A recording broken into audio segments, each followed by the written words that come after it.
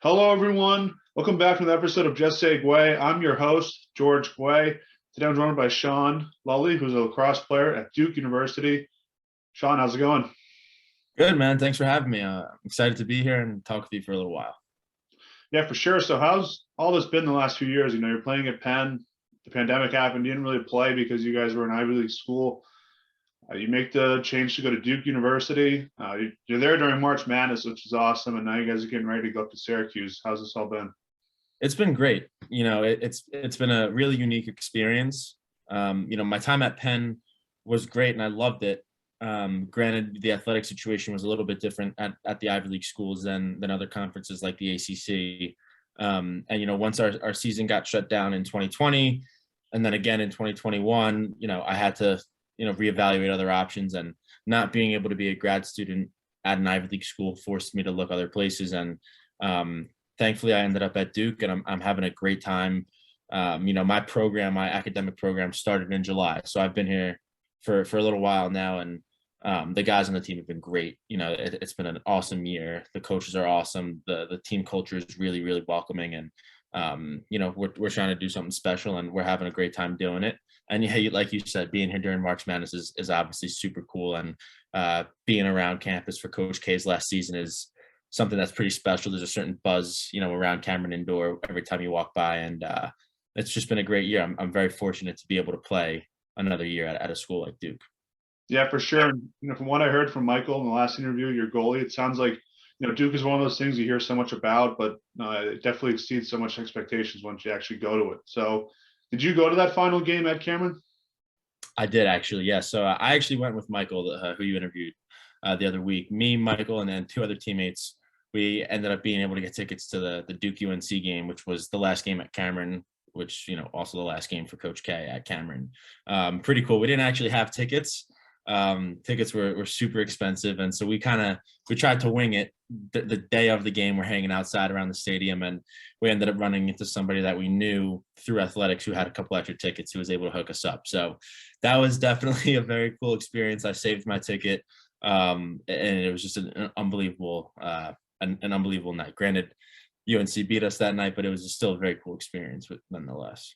Yeah, for sure. And you didn't have to camp out for the ticket, which I think is awesome, like some of the students. But so let's backtrack a bit. You're from Long Island, a great lacrosse culture. Just what was it like growing up there, and how did that help you succeed at the level you're at now?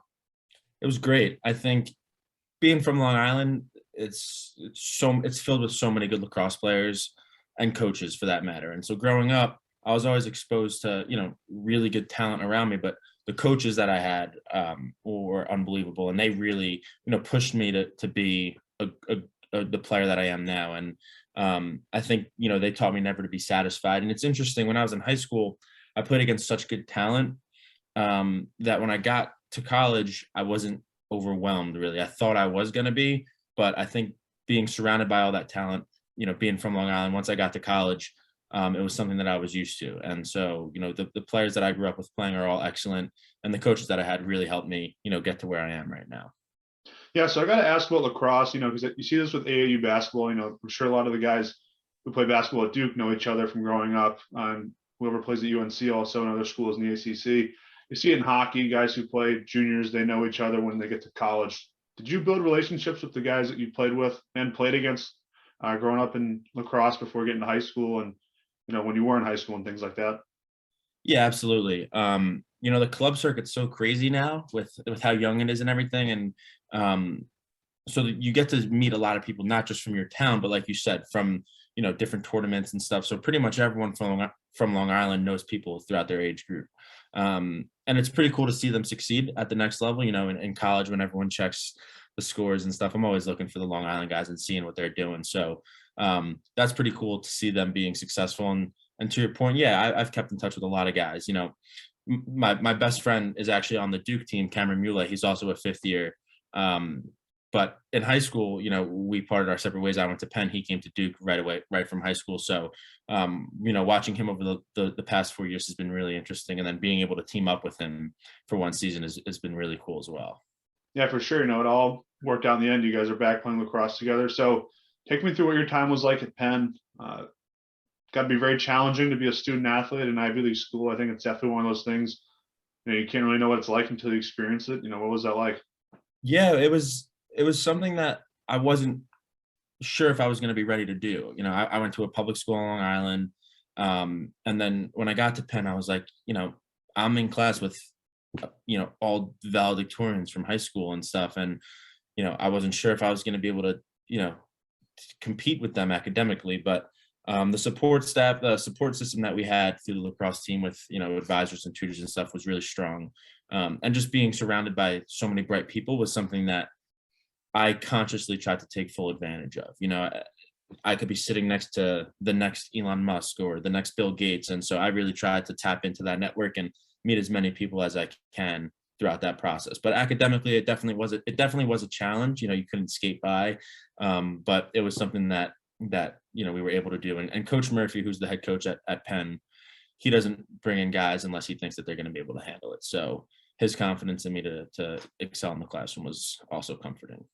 Yeah, for sure. It's a great approach you had to, being able to pick up things from other students, you could help yourself. That's awesome. So obviously the pandemic was really tough on everybody. You had 30 points in 5 games right before the shutdown. You played a total of 6 games in 2 seasons. I know that the beginning of this feels like 10 years ago. I was a senior in college when it hit, but how did you stay on top of your game so that when you had the time to play normal lacrosse again, like you are at Duke, that it'd be like no time passed at all? It was tough. I think the biggest challenge there was the mental aspect of it, especially in 2021. In 2020, the Ivies shut down first, but everyone else eventually shut down anyway. So that season was kind of, a wash for everybody. And then coming back in 2021, the Ivy League rule, or at least the rules at Penn, were that we weren't allowed to use any of their facilities. So my senior year, all fall, we were, driving out 30 minutes to go to a local field to practice with, senior led practices without any coaches. So we couldn't get into our locker room. We couldn't get onto our practice fields. We couldn't get into the weight room. None of that was accessible to us. So that was a challenge, as a senior being, having it be a senior led team, we had to figure out how are we going to make this work for everybody and how can we still get better in the hopes that we're going to have a season in 2021.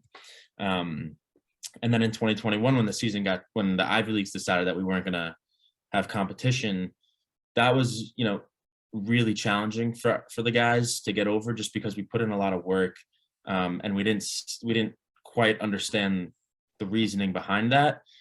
Every other major conference was playing, so for us that was a really hard thing to do. And so for us as seniors, our goal at that point was just to one of our goals is always to leave the program better than we found it, but also get the Penn team ready for next season. None of us most of us weren't going to be there. Guys, going to do a 5th year like I'm doing, or guys just graduating, going to work. So there wasn't really a light at the end of the tunnel for the seniors because, our work wasn't going to be seen. But we all cared so much about Penn lacrosse that we wanted to make sure that program was going to be in a better spot when we left. And so that was the motivation for us, and trying, to bring this team forward and to bring, our own individual skills forward. For me personally, I knew I was going to be doing another year. So I really wanted to stay on top of that, and hone in on my skills so that wherever I ended up, I knew that I was going to be ready and that I could, make an immediate impact, hopefully. Yeah, and that was definitely the right approach. It worked out for you so far this year. Great approach to leave Penn better than you found it. I don't think a lot of schools would have done that. So that's great for you guys. And so take me through the transfer process of going to Duke, because, it seems like, when you're going into your undergrad, a lot of the recruiting trips, it seems like that these guys are really shown the whole campus. Like sometimes for basketball that they stay overnight, that happens, but is it a lot different the second time around? Much different the second time around for me. When I committed to Penn, I just finished up my freshman year of high school, right? So that felt like a lifetime ago. And now for me, I didn't go into the portal until middle of May of my senior year, because I didn't want it to be a distraction for my teammates at the time. And so I was really late for the whole process to begin with.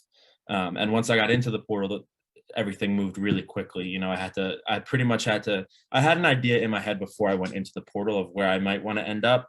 But once I got in the portal, I really had to narrow that down quickly, because I was on a time clock, right? Like I had to make sure I got my applications and see if I got accepted, see how the financial situations worked out, figure out where I would live. There was a lot of variables that came into play once I had made a decision. So I had to move pretty quickly, and I was able to narrow it down to a few schools pretty early on. And then, like you said, it is interesting. Like I didn't go down to see any of the schools, that were in my top 3 or 4. My parents weren't really involved in this process, as an undergrad. When I was getting recruited in high school, my parents were very involved.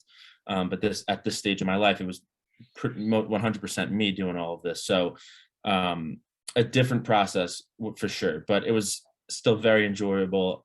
I I was very fortunate in the fact that I was able to have options, with where I was going. And at the end of the day, I don't think any decision I made could have been wrong. But with that being said, I'm very happy that I ended up at Duke. Yeah, definitely. I think it's awesome that even though it's a way different process, like you just described, it still works out in the end. So, being at Duke, we all know it's the picturesque campus, great athletic facilities. You're near Raleigh, great spot. So, what's something that people don't see that you really have to be here in order to understand something about the culture that only the students see? I mean, the school spirit is something that really took me by surprise. Everywhere you go, people are wearing Duke, whatever, Duke apparel everywhere they go. And for games, people are, body painting and everything like that. And I think there's a really strong school spirit at local restaurants and bars and stuff. There's always something Duke at anywhere you go in Durham, which I thought was really cool. And it's very engaging. The faculty is always around. They're not just involved in the classroom. You see them around. You see them at coffee shops in the morning. You see other coaches around throughout the campus and stuff. So I think that's something that was surprising to me in a good way. And it's just nice to see that the athletics are really, are looked at in a really good light here. And the school really supports the athletics. And I think that's really cool. Yeah, for sure. And it makes it more special at this time of year with March Madness and you guys playing really well. It definitely adds a lot to it. So I asked Michael this question. There's a lot of schools out there. For an example, kind of like BU with the hockey team, North Dakota with the hockey team. There's some schools where one team kind of defines the sports culture. Does it make it more special being at a school where you're sharing that success with a lot of other student athletes from both sports, male and female? Absolutely. I think the student athletes here in general really support each other. We in the fall we were going to a ton of women's soccer games and stuff and supporting them and seeing them and other athletes at our games is really cool. Everyone knows Duke basketball, right? But it's not just the basketball team that's successful here.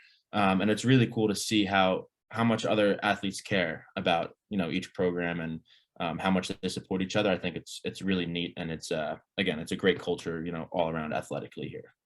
Yeah, definitely. You've been around a lot of teams so far, but what do you like about this team so far this year? I just, I think these guys, we just want to win, like we care about each other a lot. And it's weird that culture thing, it's really an intangible. It's not something that you could, put your finger on. But our coaching staff does such a great job of building that, over time. And luckily, this is a program that already has a pretty strong established culture. But each year it's a little different. And each year, we got to figure out, where we fit. But I think the guys on this team really do care about each other a lot. And we all have one goal in mind, and that's at the top of our list for everybody. We all have the same goal. And we're all working really hard, to achieve that goal collectively, not just individually. Yep, and having that same goal is what makes it work. So you guys have this big game coming up against Syracuse up in the Carrier Dome. Very similar program to you guys, a lot of big history. A lot of successful players have come through both programs. You're going to be in a building that's got a lot of history as well. What's key to walking out with a win? Yeah, I mean, we have a lot of respect for all of our opponents. But at the end of the day, I think the most important thing is just to focus on us and focus on playing Duke lacrosse. Like I said, Syracuse is a great team. Every team we play is really, really solid.